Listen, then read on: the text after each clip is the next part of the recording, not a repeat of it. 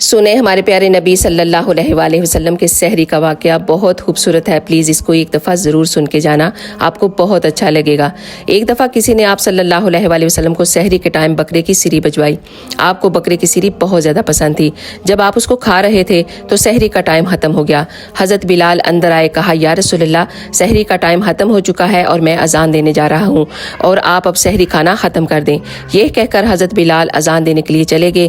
جب اذان دینے لگے تو خیال آیا کہ ایک دفعہ پھر سے آپ صلی اللہ علیہ وآلہ وسلم کو دیکھا ہوں کہ انہوں نے سحری ختم کی ہے یا نہیں. لیکن جب وہ اندر واپس آئے تو دیکھا کہ آپ سٹل سیری کا مزہ لے رہے تھے. تو حضرت بلال نے کہا یا رسول اللہ کی قسم صبح ہو چکی ہے, سحری کا ٹائم ختم ہو چکا ہے. تو آپ نے فرمایا کہ اے بلال صبح نہیں ہوئی تھی, تیری قسم کھانے کے بعد اللہ نے پہلے ہی اسے نکال دیا تاکہ تیری قسم جھوٹی نہ پڑے.